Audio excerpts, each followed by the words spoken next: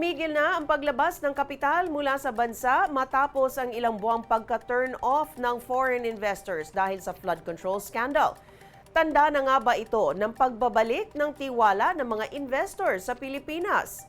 Yan ang tatalakayin ni Newswatch Plus anchor Lois Calderon.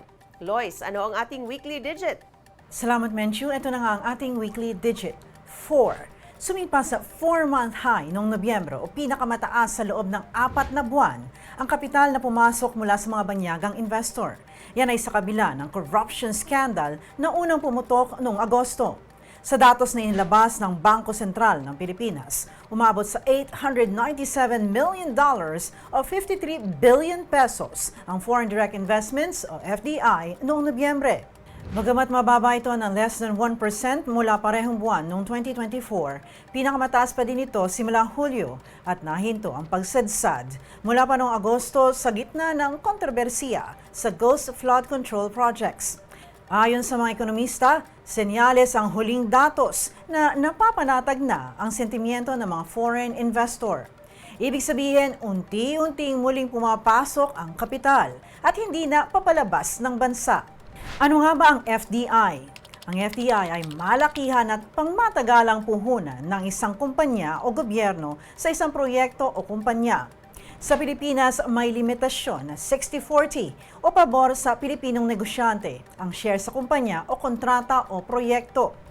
Binago ito ng Public Services Act of 2022. Pwede na ang 100% ownership ng foreign investors sa sektor ng transportasyon tulad ng railways, airports at expressways at sa telecoms.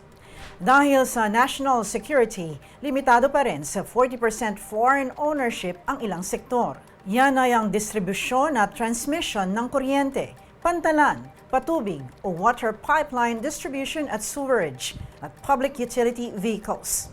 Mula Enero hanggang Nobyembre, lampas $7 billion o higit 407 billion pesos na ang total FDI.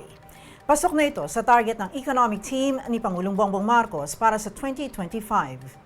Ang malalaking foreign investors ay galing sa Japan, Amerika, Singapore at South Korea. Pumasok ang kapital sa mga pabrika, wholesale at retail trade at sa real estate industries. At yan ang ating weekly digit ngayong linggo. Balik sa iyo, Menchu. Maraming salamat, Lois Calderon.